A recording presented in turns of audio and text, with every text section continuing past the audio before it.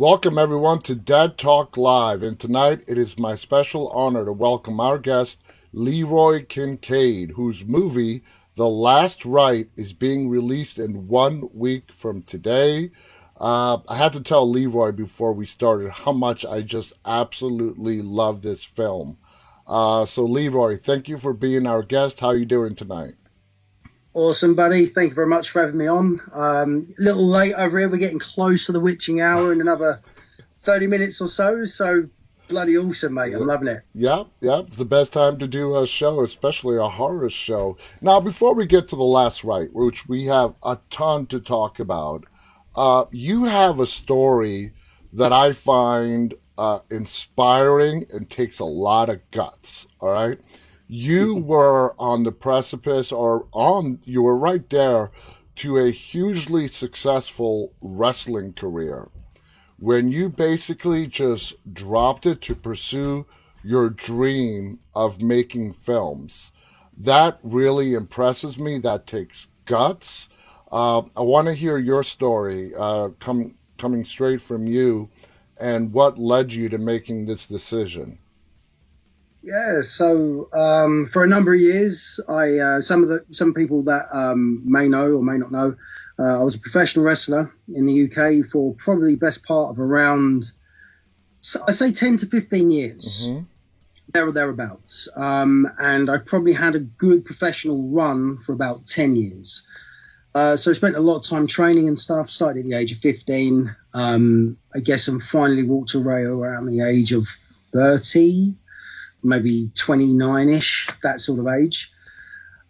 Yeah, it was awesome. What can I say? Loved the sport, loved every aspect of wanting to go out there and entertain a massive crowd. So I worked from like little independent shows from, I guess, the size of like, I think my first show was around 12 to 20 people max, wasn't a lot. Okay. And then, had a massive show where I had a huge opportunity with the WWE. I had a tryout and a wrestling match with a guy called Vladimir Kozlov in front of like 18 to 20,000 people. So the paradox between one having not many and one having a lot was huge. So no, I had a fantastic run. But, long story short, I just fell out of love with, I guess you could say, the industry and the sport. Now, was filmmaking your true passion from a very young age, or films in general? No. I wish I could give you the old Spielberg answer and say, when I was a kid, I had my 8mm or 16mm. None of that. I come from a very modest background. I wasn't really brought up around the love and art of filmmaking. So I just naturally had a love for horror, though, weirdly. My first memory of ever watching a horror film was probably around the age of 5 or 6, where I watched The Thing. So there's the element where the guy is on the bench, he's about to have the shock on his chest, and his head falls off, and it turns into a spider legs thing, like very gruesome Awesome thing movie. to see at the age. Classic. Fabulous. Absolutely fabulous.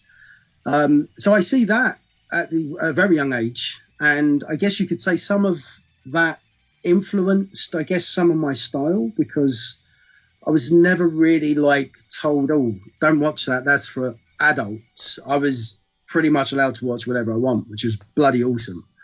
Same so here. I got to see all the horror films. Yeah, Yeah. I totally understand. Me too. For me, my brother, who's 9 years older, was my influence in horror. And I, like you, watched my first horror film at 5. My first horror film was the original Halloween. So I'm right there with you. I totally understand. Yeah, and that's an absolute classic as well. I think the thing for me, I got a bit of I should say, an old love story with horror films. I love films that sort of end up from the late 70s into the 80s, some of the 90s stuff, but there was just a golden era in, I think, cinema between the 80s. I don't know what it was. If you look at all aspects of cinema, comedy, action, even some dramas, had elements of it there. There was just some magic in a lot of films, and definitely in horror. Like, you know, 80s was huge for a lot of films that inspire me definitely to this day to want to create stories in a horror sort of universe, you know? So it was horror itself and just not, you know, overall movies or filmmaking that drew you into making your own horror movies. Yes, absolutely. Now, you started out, according to IMDb, you did several shorts. Now, The Last Rite is your first full feature length film. So, Yeah. doing all those shorts, do you feel like it gave you the proper experience to do The Last Rite? I'd want to say yeah, but no. Making a feature film is a huge undertaking of work that, you know, not a lot of people tend to talk about, not necessarily knowing what to do. It's like, can you keep up the persistent attitude to keep on going over 1 year, 2 years, 3 years that we started The Last Rite? So I started penning down the idea in 2018. Moving through to now, it's like now the film is just about to come out. You know, it's a lot of an attitude more than it is just having a skill set. You know, skill set helps, but you know, it's a combination of things. So a short film, you know, you can go on and do in like 2 or 3 days, get to the edit. You can edit it in, you know, a moderate amount of a couple of weeks, you know, whereas this is entirely different. You know, because I had to do even like, for example, where it's so independent, you know, a lot of everything was in-house. So I had to do a lot of the editing I did, you know, cinematography I did, the writing I did, directing I did, you know, the usual story for most people starting out. But it was 2 weeks alone, just data wrangling, putting all of the files into order. Oh, yeah. Like it took an extraordinary amount of time. Yeah, I'm an editor. I'm an editor myself, so I know like a 1 minute clip can take 2 days to put together. Yeah, absolutely. Now, let's talk about, because you wrote, produced, directed, edited this film. I mean, this is your baby. Let's talk about the writing for a little bit.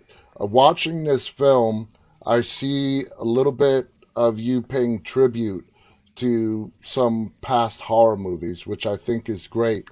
When you were writing this film, and it's basically a possession story, what was your inspiration to say, okay, this is what I want to write, and this is how I want to do it? What was your initial inspiration for The Last Rite?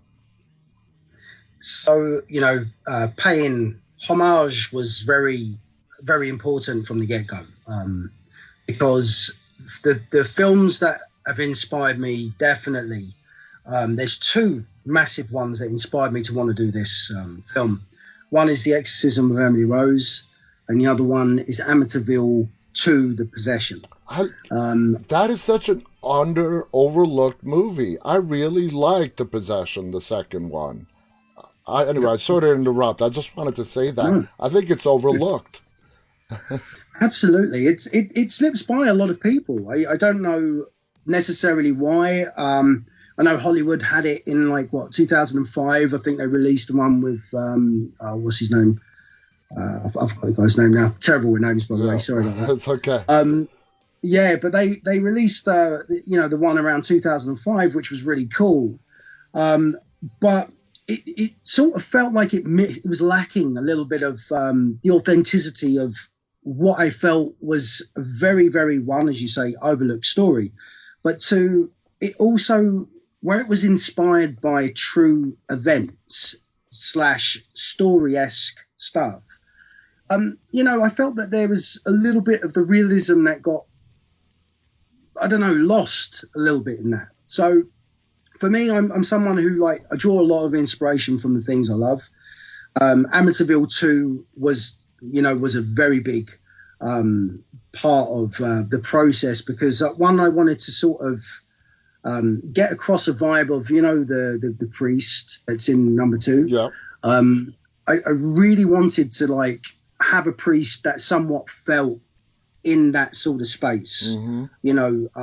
So that character alone was a huge inspiration for the story because I think it's not necessarily about having the right answers sometimes in these types of horror stories, which is more exciting and entertaining than, you know, you instantly know what to do straight away. Yep. I feel like that is another area where I wanted to really sort of put a little bit of a mark on it, you know, based around some true events scenarios as well. I found that, like, having had some experience with sleep paralysis myself and things that I had been affected by really helped sort of stay true to the ethos of the story and how I wanted to create that. That's awesome. Now, did you have any help with the script when you were writing it, or was it just all you? No, it's all myself. I throw myself with my OCD. I throw myself. That's literally. another thing we have in common. Oh, mate, I cannot tell you how obsessive I am about stuff. It's to the point of where I don't really sleep. Like, you know, I have a company called Nocturnal Pictures. It's not a coincidence. Like, you know, 3 a.m. now. Well, we're nearly 3 a.m., quarter to 3 in the morning. Yeah, it's like this is my golden hour. I can still work for another 3-4 hours. That's me. Yeah. My bedtime's at 5 in the morning. Right. I mean, some people might find it odd, but like, I just don't know. There's just something about the creative energy at night that I literally just absolutely love. I don't know if it's because the world becomes more silent and there's a lot more just energy around that just isn't around and is taken up in the day. I agree. For me, the nighttime when I step outside at 2-3 o'clock in the morning and everybody's asleep, I don't know. It's just like you see the world differently while everyone else is sleeping. And I totally, and people who are not night owls, they don't really understand what you're describing. I totally understand it because I'm the same way, but it's hard to put it into words. You actually have to live it and not force yourself to stay awake. That's not going to work. But if you just are up at that time of night, it's just a world. You view it from a completely different set of eyes. Yeah.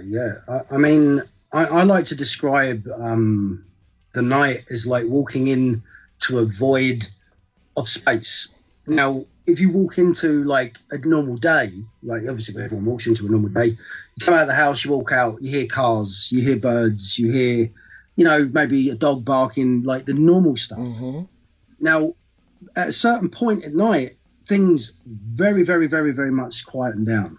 And something quite tranquil about that as an experience. I draw a lot on things that stimulate me in a very different way, because I think the void of things is sometimes, if you look a little deeper, you can sort of see beauty in that. Yeah. You know, so if you reflect back to like when we had the massive lockdowns of 2020, if you went out in the day, you know, if you were allowed to go outside and walk, it was like deathly silent. But there was something quite beautiful about just hearing birds that you don't normally hear, you know, and seeing wildlife you wouldn't normally see. So I find that for me, that utilizing that space and that time where not a lot of people are around, just, you know, I don't know, I find it invigorating and enriches my soul, I guess. Absolutely. Now, you mentioned that it was years. So how long exactly was it from the time you started writing the script till you were done with post-production? So I began writing and penning down the idea, I'd say around August 2018. Okay. So I had a loose idea, let's say. And then we went from then all the way to, well, I guess you could say early this year. January, February time was at the point where we'd had an edit in 2020. We had some feedback on that. I understood what the vibe was, that I'd spent a tiny bit too much time on certain areas of the story. So I went back to killing the baby a bit more, took out a further 15 minutes of the movie, and we ended up with what we've got now. So I'd say from August 2018 through to January, February 2021. And so so you actually shot this during the COVID lockdown period. Is that accurate? No, just before. Oh, so lucky. Yeah, just before. So we caught it what is it? We shot in 2019, September. We've done a tiny bit of filming in October, but it was wrapped in and around that time frame. We had 14 locations and shot over a period of about 6 weeks, maybe a tiny bit more, but we had a solid block of a month, and then we had a few days either side of that month where we were able to shoot everything. So let me ask you: did you cut this film entirely by yourself, or did you have help? No, everything that is on the film was done entirely by myself. Apart from there was a little bit of mixing that was done, and sound design. There was areas of sound design that I had a hand in as well. And the score was done by someone else, but color grading, there was 1 or 2 VFX plates that was done by someone else. Okay, because I was about to say there's some pretty nice VFX scenes in there, and I was curious if you did that yourself or if you brought in another company for the VFX. Yeah, so there's a couple of moments there where there's a VFX one. There's one main one. Where the nan's in the spot there. There's one main one there, and there was another one in the woodlands, which was just actually replacement of things. Outside of that, most things were done practically. If there was anything else that was in there, there wasn't really a lot of VFX. A lot of the VFX that we had to do was on areas you wouldn't necessarily think that there was, So like there's, for example, there's the main scene of the film. And because of the way that I had to light it, I had to try and light it in a way which really got across the story. But at the same time, there was a silver bed frame. And that silver bed frame reflects light. And I could see the light on the bed frame. So I was like, oh, no, I've got to rotoscope it all out. And it took me about 2 weeks of rotoscoping all of the entire scene, the main scene. I don't want to say too much. But the main scene, what the film is about, where she's on the bed there, if you look at that whole entire scene, virtually every aspect of that entire bit, I had to literally frame by frame go in manually and cut out the light. And that is, for people who don't know, extremely time consuming. Yes. And I did try it with the After Effects tool. Yes. The After Effects tool doesn't work very effectively on everything. No.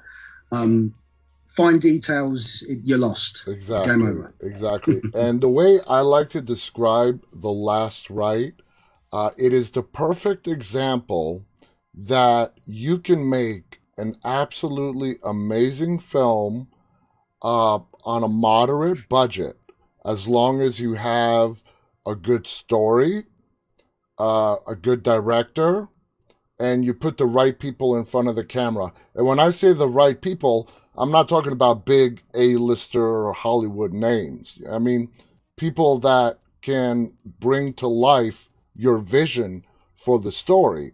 And that's exactly what you did here. So that's how I classify The Last Rite. And I've had numerous discussions with a lot of filmmakers. And, we both say it back and forth. A good movie is not determined by the budget.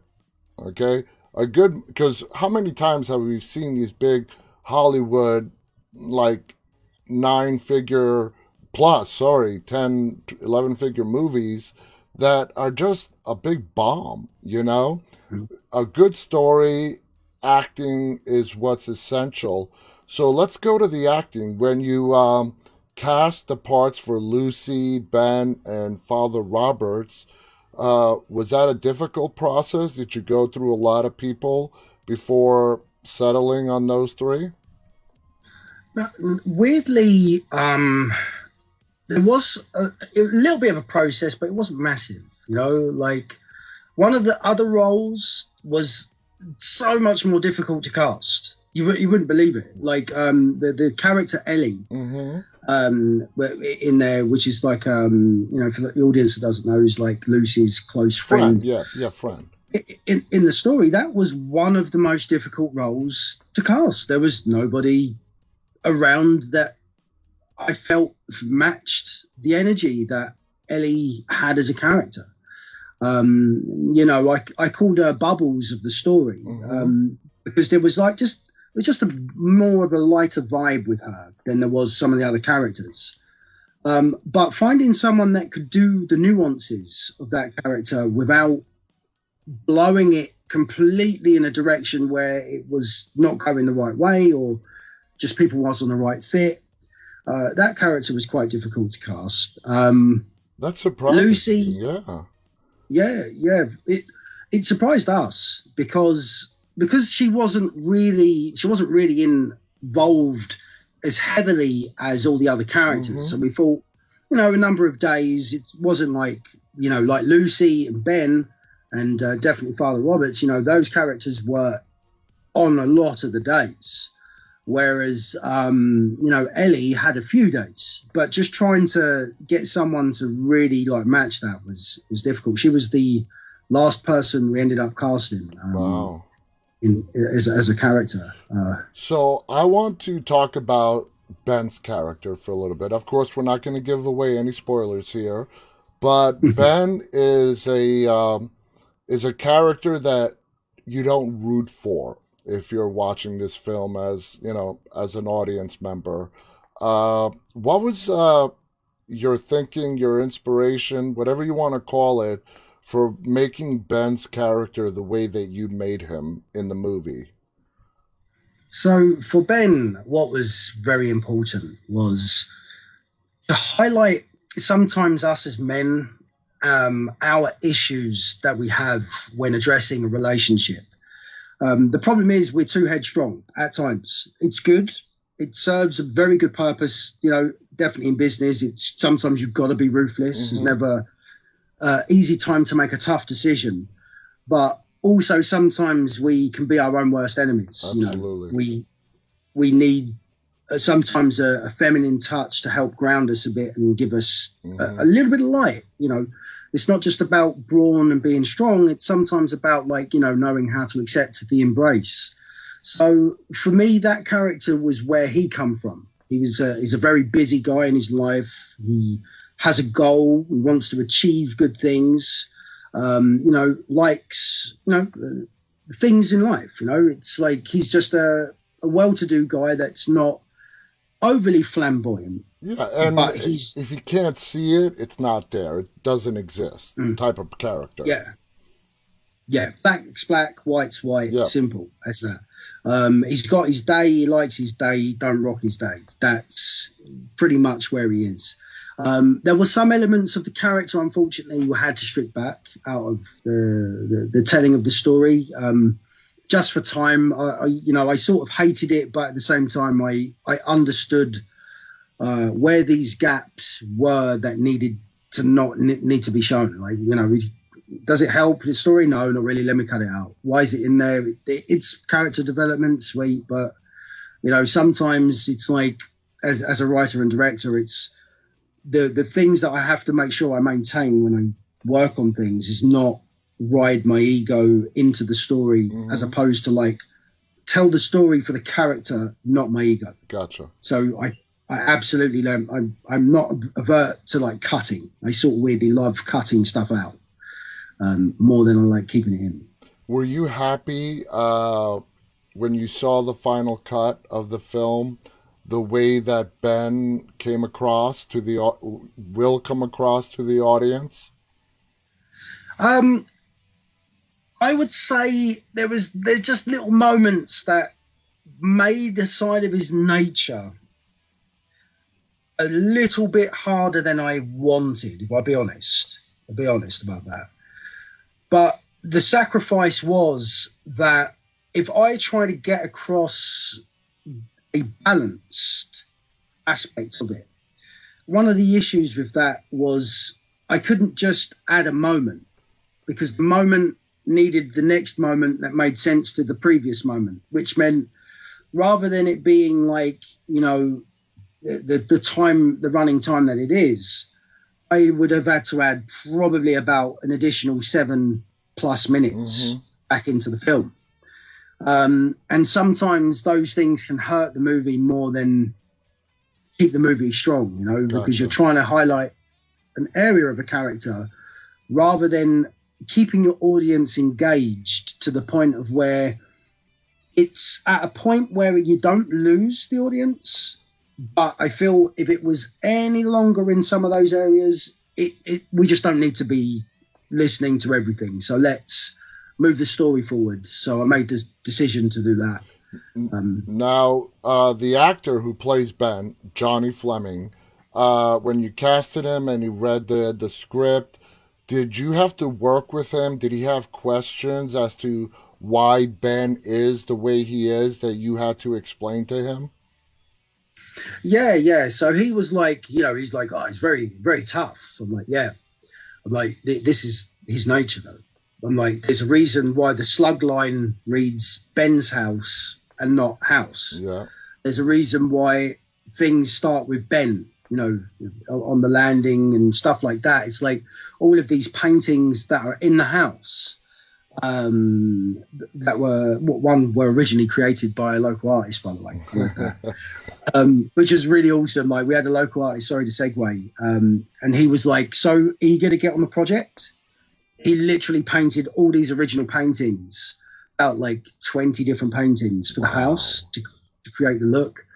So it made it even a little bit more authentic that the paintings that were on the wall were actually real authentic paintings. So I sort of said to Johnny, I was like, well, you've got to think of this character as he's a guy who knows what he wants and he gets what he wants. So people that tend to be like that tend to just be like that. Like there's no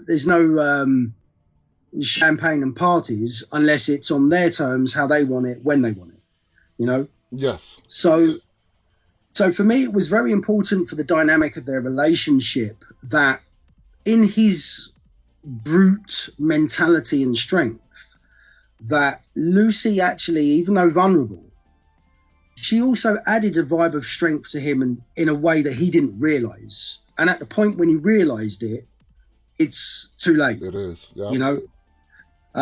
So it's almost like it served in a really weird aspect way to keep him the harder nail than necessarily making him have all of this dynamic of personality that the vibe of it that I had before. Absolutely. Okay. So like in a way for me with Ben, I feel absolutely like thankful that we got Johnny because I feel like he was the right fit for the role. He absolutely done an excellent job on bringing the vibe of the character that I saw to life. Yeah. I mean, when you're watching a character and they're meant not to be likable and you just walk away just aggravated with them, the actor did a fantastic job at playing the role. And that's exactly what Johnny brought to The Last Rite. Now let's talk about Lucy, the lead actress in this film. It's all about Lucy, a more multi-dimensional, complicated character than Ben. She has a lot of layers that we discover as the film progresses. When you were creating the character of Lucy, what was your thought process as to how you were going to unveil her and her background as the film went along? So for me with Lucy, the biggest thing that I had to focus on before I started adding too much dialogue and other bits and pieces to the story was that this character has to come from a place of sheer vulnerability by circumstance. So she can't help the way she is because of the way she was brought up. So there's areas of the subtext there that had to make its way from the start point through to the end point, and they cause her to make certain decisions, to make certain actions, to decide to not to decide in certain circumstances. Mm-hmm. So for me, that was really important for her as a character before I even really got writing terribly too much. What I found as I started creating her, and there was more layers and layers and layers, it's like what I found was her weakness was ultimately her ability to just not say actually what she felt. Mm-hmm. And therefore it kept her more of a prisoner. But for me, I try to use as much real life experience as possible, because I think that a lot of the time as people, what we do is we hope people pick up signals of what we really mean versus what we actually say. Yeah. Because we're in fear of upsetting people, Rejection. not making people, making people feel comfortable Mm-hmm. and stuff like that. And sometimes what we should say is just say, right, I'm not fucking happy about this, blah, blah, blah, blah, and it's done. Exactly. Where part of this was really, for me, was like one of her core wounds that kept her in a state of things. So when she does get the courage to take action, it's like the action taken. If when you go back through the story, if you have another watch of it, usually anytime she goes to do something, things either get better or worse. Mm-hmm. But it does one of the two every time. So I don't want to give it away because just in case the audience. I know. Yeah, yeah. It's kind of tricky to walk this landmine of something that has not been released yet, but to give information to entice the viewers to watch it, but also not give any stuff away. Lucy is just a very multi-layered, and through acts 1 and 2 of the film, you just want to shake Lucy and say, stand up for yourself. Mm-hmm. You don't have to be treated this way. Stand up. Is that what you were shooting for? Yeah, the whole way through that, yeah. Because I think, again, coming back to the male and female thing, like between men and women, we have a wonderful synergy in how we can work together. If one's too headstrong for the other and very domineering mm-hmm. as a personality, you tend to find a victim scenario starts to happen. Absolutely. So what I wanted to really do with the truth of this story, I made a very, very, very important conscious decision when I wrote this film. It will be the only one I'll write in this sort of vein, with this sort of vibe, because I had to get this longer narrative out. That was, I didn't want to write a film absolutely littered with jump scares in this space. So for me, it was really important that the story was the thing that I was serving and not a mechanism to just scare people, to just do stuff. Yeah. As a horror fan, one of the worst things that I find is when I know the film's predictability by, and jump and jump and jump. Gotcha. It's like mm-hmm. if you look back to the films I was talking about earlier on, like The Thing, I go to Aliens even, these are films that have a legacy to this day. People still watch them and are in awe. Yeah. They weren't littered with jump scares. No. You cared about the characters. The characters had a mind of their own. They weren't there to just serve a plot point of the story.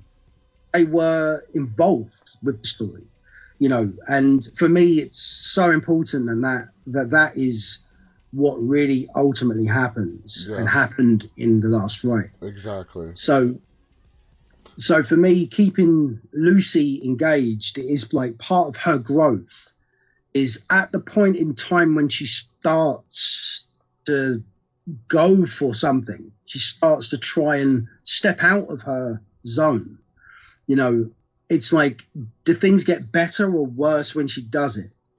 You know, and it's like, it's quite difficult to not to filter everything. I'm trying to not give much away, but for me, it was just very important keeping her as somebody that gradually grew through the story, even though if you think of a world of things, you know, sometimes the bad guys win. Yeah. Right? Oh yeah, absolutely. So Now, so go on. yeah, I totally understand, and I think you did it brilliantly. And Bethan, that is how you pronounce her name, right? She did Yeah. a wonderful job portraying Lucy. Now, let's talk. This is a paranormal movie, supernatural, whatever you want to call it, ghost film. I like the term paranormal. Now, when it came to creating the entity, not when you were putting it on paper, I'm talking about the visual representation that you were going to show us on screen. It's very tricky because we have thousands of paranormal movies out there where we see the entities displayed in all sorts of different ways and manners. What was your driving force to present them? I'm not going to give it away the way you did. I would say for some, real life. How is that? Like, as someone who had an affliction of some sort years ago, you know, you see a shadow in the room. That's it. You know, it's not like a fancy spook flying through a window and going, ooh. It's literally like a shadow with presence that resonates with the feeling, and you see it. And it's like, you acknowledge the fact you've seen it, it's seen you. What do you do? Like, freeze. You know, you have to channel the emotions, and you don't know where it's going to go and whatever, and then boom. Yeah. For me, it was very much like that. I wanted to keep the real life stuff real life. You know, if you look at psychotic breaks and psychotic behaviors of people who would maybe be afflicted by a demon and think they're possessed, you know, there's a scientific theory that it's just a mental disorder. Yeah. You know, maybe it could be the case, but then there are probably going to be a few cases out there out of hundreds that may be a little bit more to it than just someone having a mental breakdown. Absolutely. So for that person, it's very real in their world. So that I really wanted to highlight in the story. For the shadow figures and entity, let's say, like, that was really important. That wasn't CG. That was all what you see is what you see. And I was trying to not, you know, we didn't have the budget to like be fancy. We didn't have the budget to. But do that, like so. you said, the way you did it, it was much more realistic. I mean, we've seen movies where demonic entities are displayed with horns and goat's feet, hooves, and long fingernails. But the way that you presented it to us in the last Rite is more authentic, more real, where it is just a shadow. And a shadow can be anything. You don't know what that shadow is, what it represents, what its motivations are. And I love the fact that the entity in this film is, I don't want to give anything away, but is attached to a person rather than a place. What do you, I mean, what do you feel about that? Yeah, well, you know, this is such a beautiful subject. I know it's kind of tricky to talk about it. It's great. So, like, probably some people go, "As he knows quite so much about this sort of stuff." Well, years ago, I used to do paranormal investigation. Years ago, about 2010, I was heavily into paranormal investigation. Weirdly, used to go to locations, look for all sorts of stuff, and I used to talk to people about demonic affliction and affection on people. And weirdly, you find sometimes you get spiritual attachment which is more to do with the individual than it is to do with a house or a land or whatever. So some people naturally through their life, I would be one, are more empaths, so they can channel energy. Some have maybe clairvoyance, some can see things, but others have the ability to feel more, and not feeling from an emotional state, but connecting to people with on a feeling-based energy. Yeah. So those types of people are very much like think of them like a bright light in a very dark tunnel. Now, when energy connects itself, be it demonic energy, be it any energy of any sort, and, you know, there's some light and dark people in this earth. Like, you know, some people are very negative, but not negative in like, oh, I've had a bad day. Yeah. The energy is just dark negative. And then you've got other people that are just like sunshine and rainbows. Now, the energy that's attached to some of those people could be just psychotic, or if it's more than that, I find sometimes anytime I've done the research, it's usually the attachment of things can leap from people to people. And, you know, when you've been around what they call energy vampires and you're sucked like dry and you're like, oh my God, you know, you feel knackered, your energy's low, you don't have any ability to sort of be able to process too much, you just want to go home and sleep. Yeah. There's a reason for that, you know, because you've been around an environment or an energy that's ultimately taken away some of your light, you know. So if it works like that with just being around people, you know, if there's, you know, dark energy there that's trying to attach itself to people, it's very much gonna happen. Absolutely. So what I did with the story is look at it from a way that's based in real life, or accounts of real life affliction and depression on people, because it's a story I hold quite close to my heart because I've had some experiences myself. So yeah, and I you know, if you're willing to share, it sounds like your days of being a paranormal investigator and some of your personal experiences, you really use that, and finding this out for me for the first time makes a lot of sense as to what made this film seem really authentic, real, and so damn good. Because this is not somebody who's just using their creative imagination, no matter how good they are, you know, writing, creativity, and whatnot. You have personal experience. How much did that really help you to putting this script and this film together? Well, it was really like the antithesis of how it was birthed. Because if I say how the story came to me, right? So I weirdly don't write like probably normal people should. So what I do is I find that there's a part of my creative mind, be that at night or any time, where I find that I just switch on and I channel, I guess you could say, energy, right? It could be an idea, it could be anything. Now, weirdly, I had an image in my head before I started writing this film. I had an image in my head of a man stood on a landing by a door in a fedora hat, which is just literally a silhouette. I'd have to try and dig out I've got an old picture. I've still got it somewhere. I have to try and find it and send it to you. But I had this image in my head for a while, so strong that I had to draw it. And I didn't know why I had it, but it was there. So I left it for like 2 weeks, and it was just in my head, like as you know, I kept seeing this guy, you know, there's photo frames around in the wall. I knew there was things on the wall that were very relevant to whatever this was. And then all of a sudden I was like, that's what it is. I should tell this story in a way which involves areas of the truth of my experience with sleep paralysis and night terrors, and place that in a world with some of the research I've done where it's like a created story that takes place fully inspired by real life stuff. Yeah. Like my story included.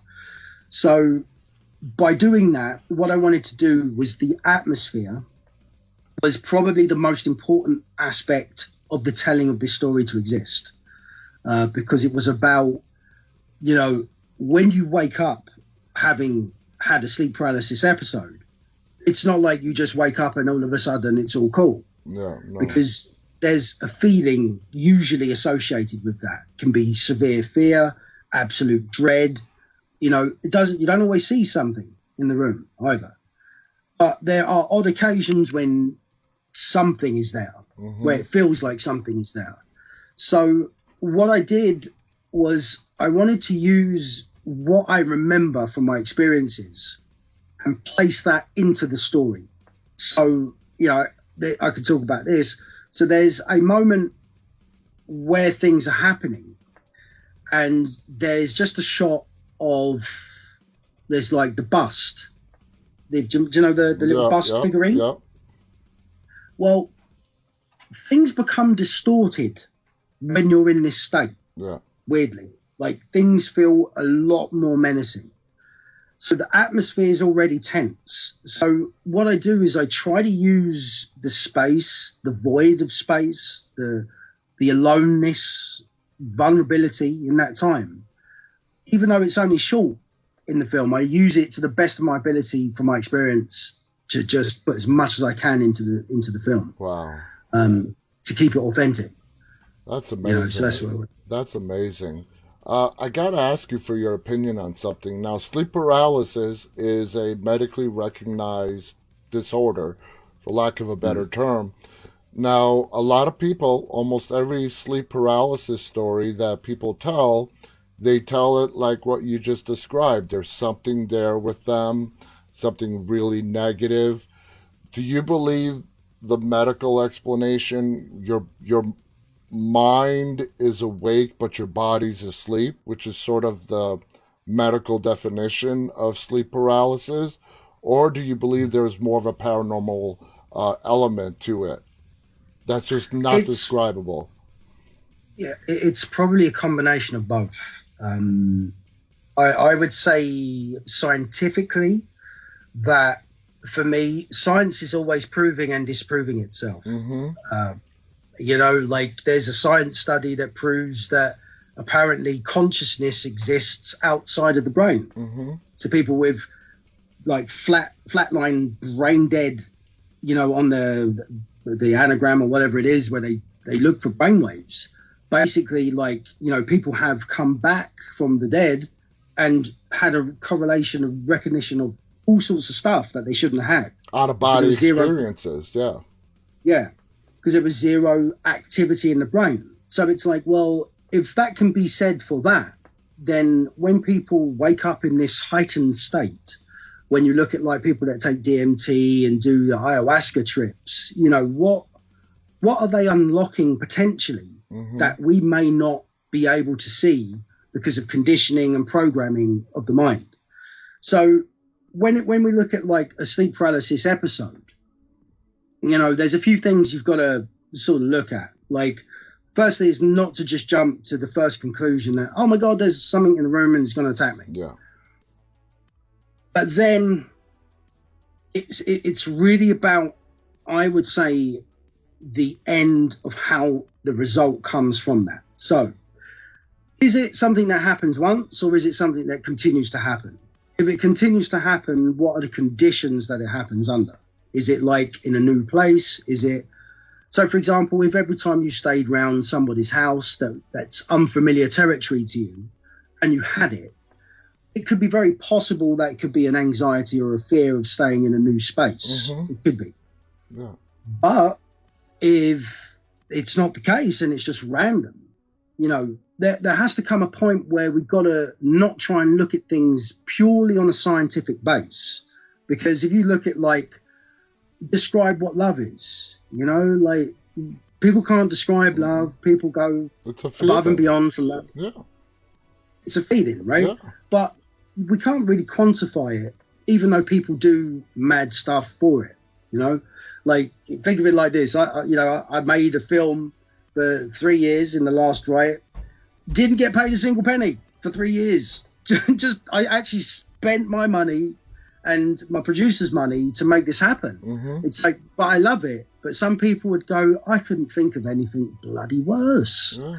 So if we look at like the human condition of love and the emotional states of who we are and how we are, when any time someone has an episode of sleep paralysis, I think you just have to analyze it and not look at it like it is definitely something, but also at the same time, don't just rule it out like it's not something, because everybody's experience, some are similar and then some are very different. Absolutely. Don't write it off as, oh, sleep, okay, Yeah. that's it, you're done, it's just this, forget about it. Or, try to get it out of your mind. That's discounting whoever it is, because like you said, it could be one out of 200 or 300, where if you actually sit as a medical professional and listen to their story and really listen to what they're saying, you might see that there's something that is just not quite right there. Yeah. I mean, like with my particular story, it's somewhat different to most.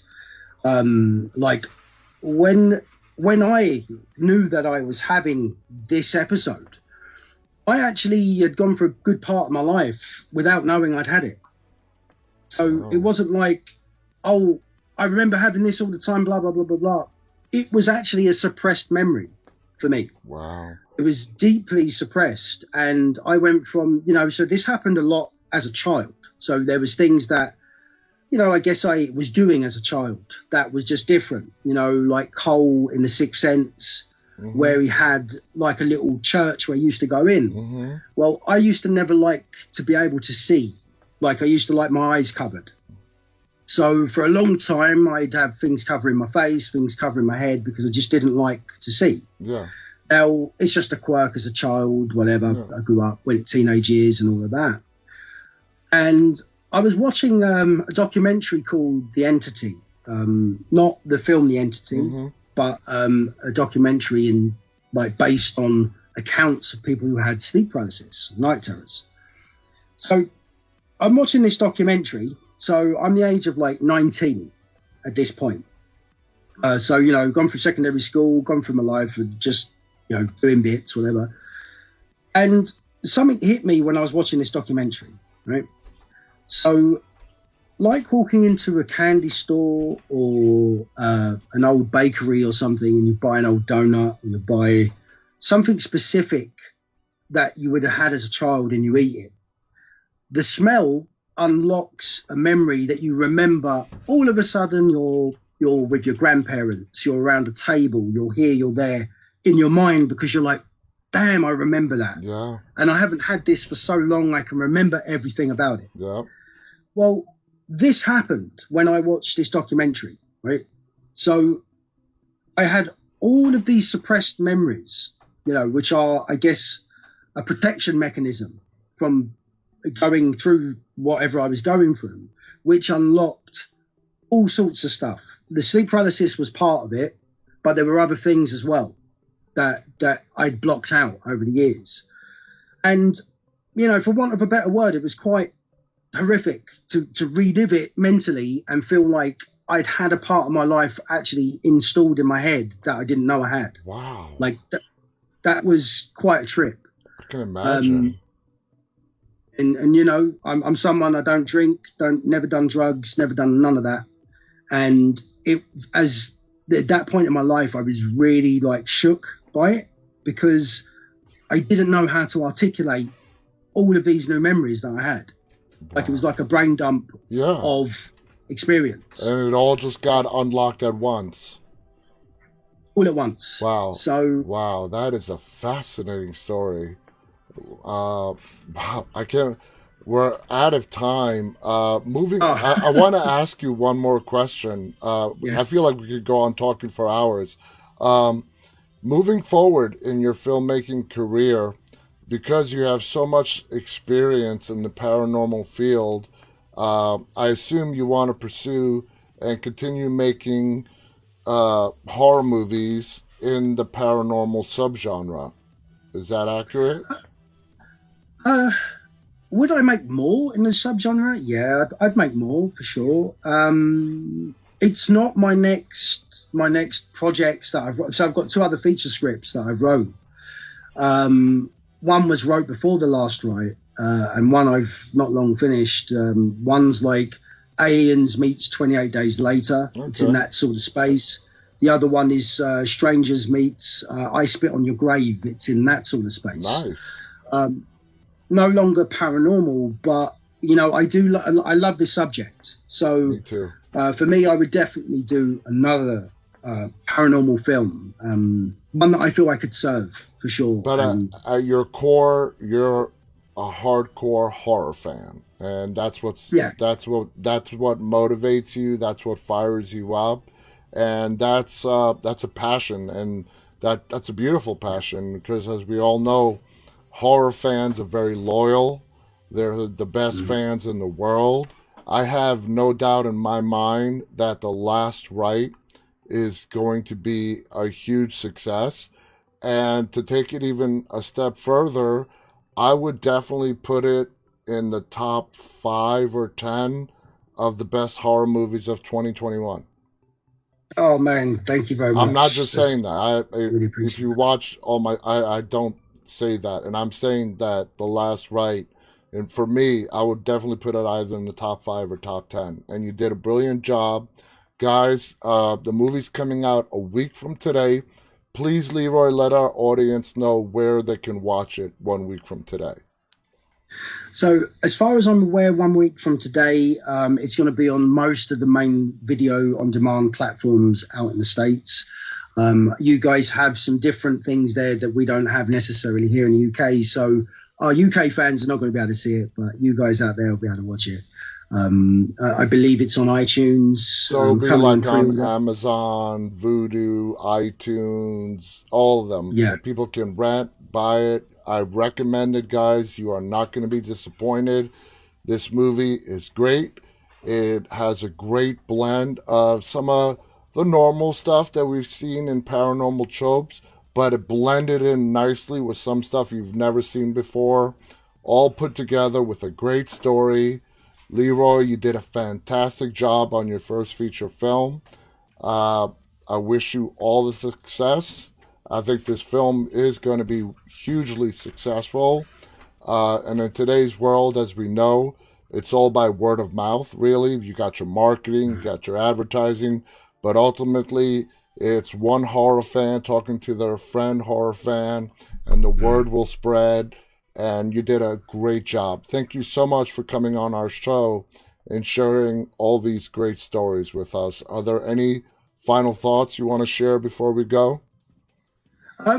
yeah. I just one for anybody who's interested in part of the story I was sharing on my episodes with sleep paralysis and all that. If you go to Nocturnal Pictures YouTube channel, on there, so Nocturnal Pictures is the company that It's your we production made the company. last. Yeah, we made the last Rite with. It's my production company.